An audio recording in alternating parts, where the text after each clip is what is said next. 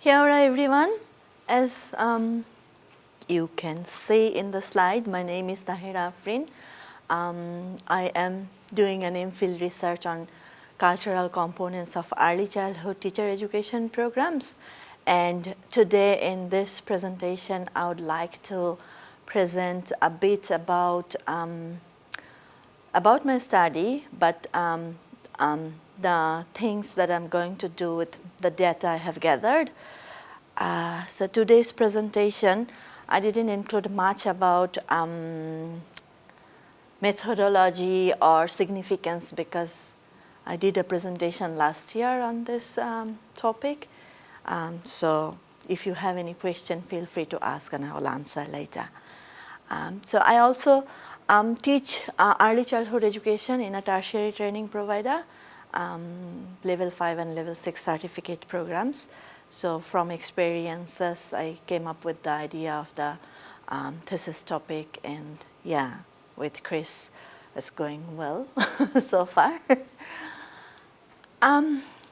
So today's presentation, as I have said, that the data I have collected from the lecturers and the student teachers of early childhood education provider, I would like to come up with a reflection model for the lecturers to be used in future. So it is a bit like the data I have already got as from their practice, and I would like to do I would like to build a theoretical perspective out of it.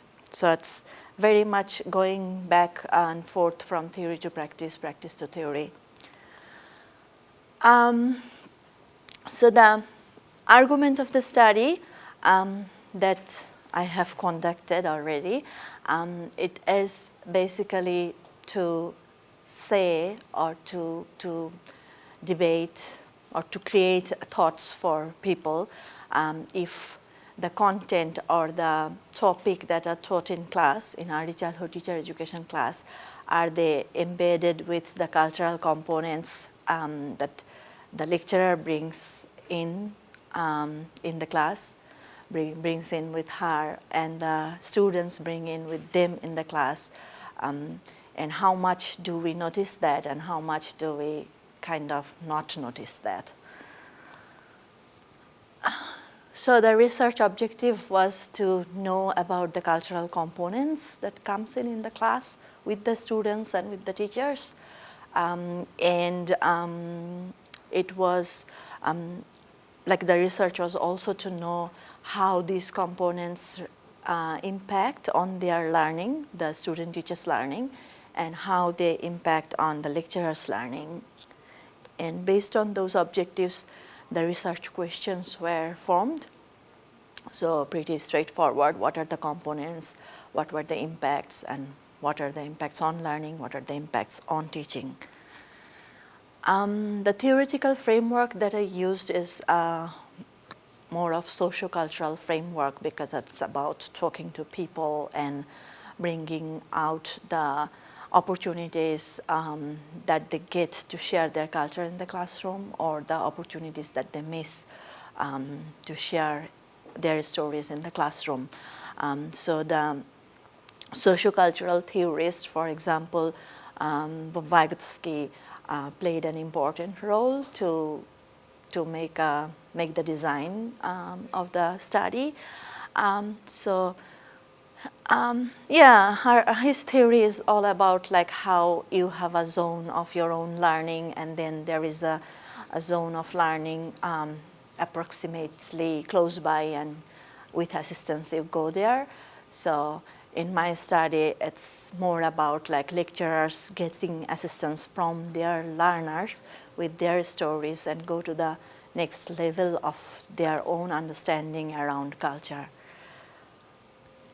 A bit on Bronfenbrenner as well, because I think some of the other participants also mentioned in this room before how Bronfenbrenner talks about many different layers that people are surrounded by, and so it all comes with the students and teachers in the class. So to find out those things, how do they come into the early childhood teacher education program, I chose 3 TEOs in Auckland. Chose means like I invited many TEOs, and I was planning to go with the first 2 TEOs who respond, but then finally I ended up inviting all TEOs in Auckland who provide early childhood education. That's around 20, and only 3 of them responded and wanted to participate, so I kept all 3. And from each TEO, I invited for interviews 4 lecturers in each TEOs. And then I also wanted to do a focus group discussion in each tertiary education organization with a small group of students.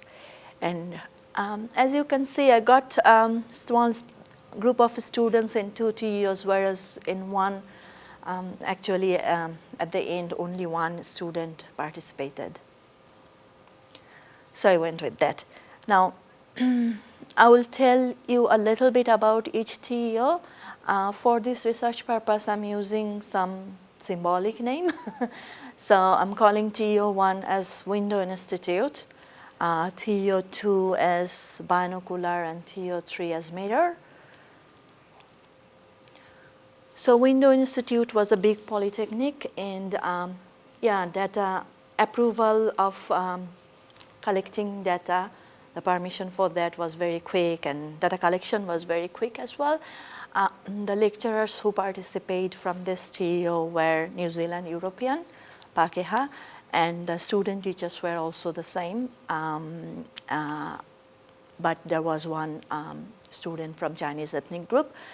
And all my participants actually in all TEOs were female. Only in this TEO there was a male student teacher who participated.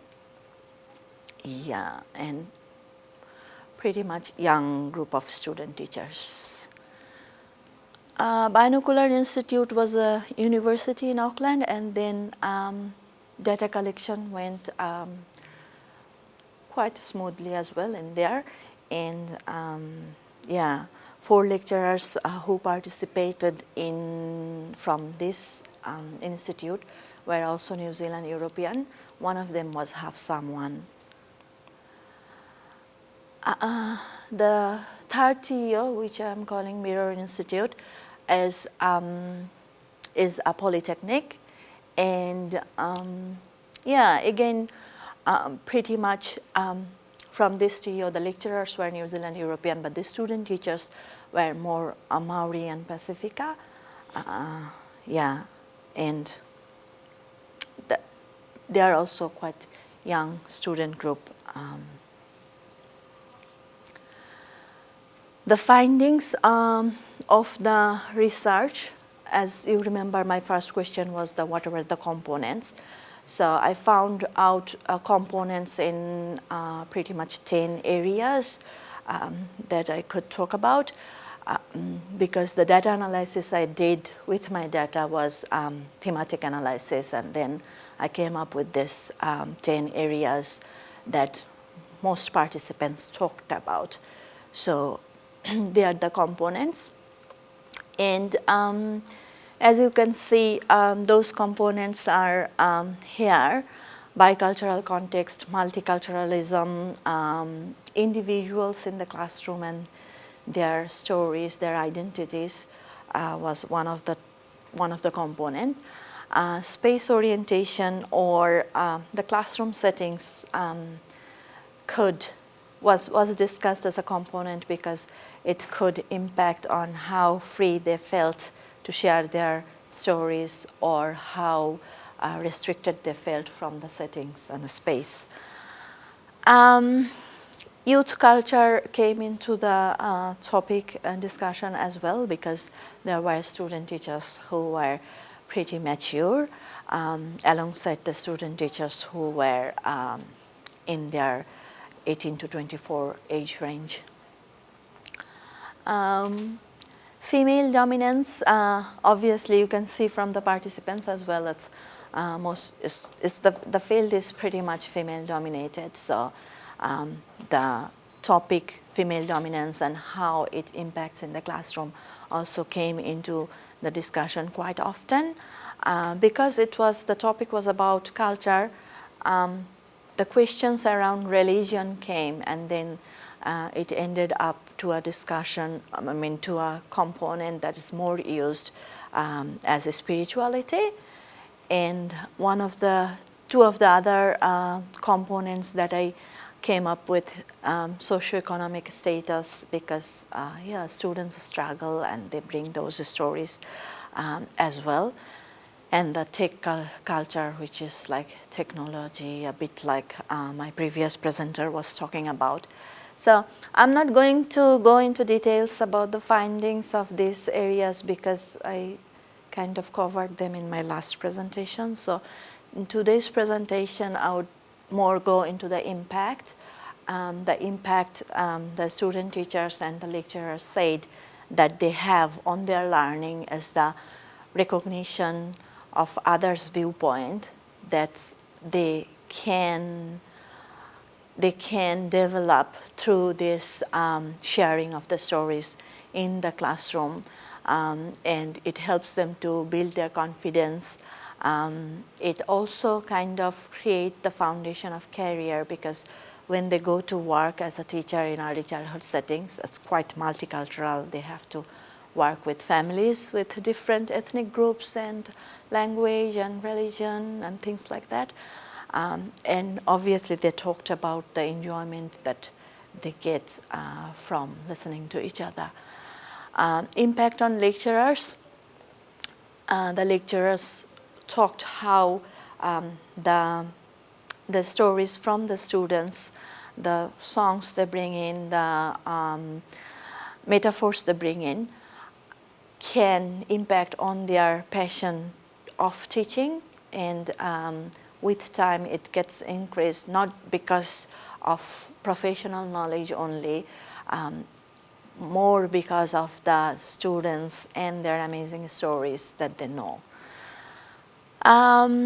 So growing as an individual and growing as a teacher comes with this sharing, understanding the students and the importance of empowerment comes with this sharing as well. And one of the other impact they talked about is reflection.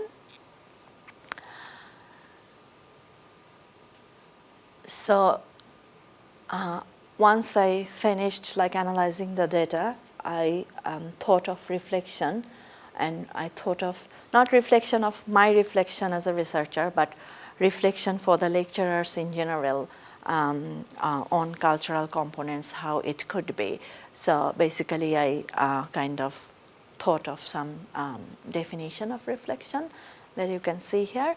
So different definition talks about different things, but basically it is to look back to your class and then come up with, and to think about it, and then come up with, or not really come up with a brilliant idea, but but come up with thoughts that will allow the lecturers to think more about the students' culture and their culture and the overall culture in the classroom. So I used a model in my study for reflection, which is teaching as inquiry model. And in this model, there are 3 cones. It's like a triangular model. So in one cone, it's learning queries, and in another cone, it's focus queries, and in another cone, it's teaching queries. So I kind of applied the data with this model and found out that the learning queries could be the queries that you do about the students' existing learning, and you plan from there. Focus queries could be the queries around, I'm looking for a content, maybe like child development as a content. And if I look for it without any active motivation, I would come up with probably mostly Western ideas of child development. But if I want to be culturally inclusive, then I have to look for content that can give me and my students idea that they are a bit familiar with. And then teaching queries are the queries that you, that probably is the last queries that you have. Is basically you now know a bit of your learning queries, you know a bit of your focus queries. Now how you kind of present it to the learner groups, matching their cultural need. So basically this slide kind of explains the 3 queries a bit more in details. And this slide is summarizing the model for cultural components. So it's teaching as inquiry model can be used for many things, but if we want to use it for cultural components, it can come up with the learning query as uniqueness of diversity, how every culture, not only just like ethnic group based on culture, female culture, male culture could also come, how they are unique in their own way, and they bring in richness to the class. And then focus query are the components of the topics that we could enrich with our active exploration.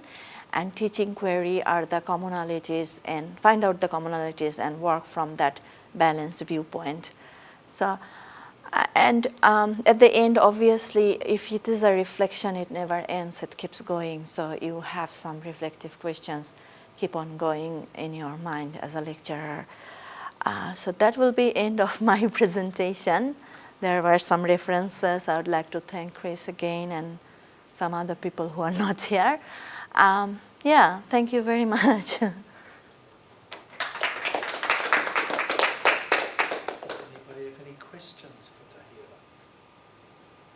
Yes, Pratibha. Thank you for the presentation. So you've given some names for those TEOs. Was it for a reason? It's just for ethical reason. I don't want to explain their, disclose their name. That's the reason I go with TEO1, TEO2. But then to repeat with TEO1, TEO2 many times, I felt a bit not so free to tell what I want to tell. So I thought some nice names will be good. And the why I chose window, mirror, and binocular is probably a bit to do with early childhood and my experience in early childhood. But yeah, mostly from me, without much rationale, but more of, I would say, insight. Or, yeah. Thank you.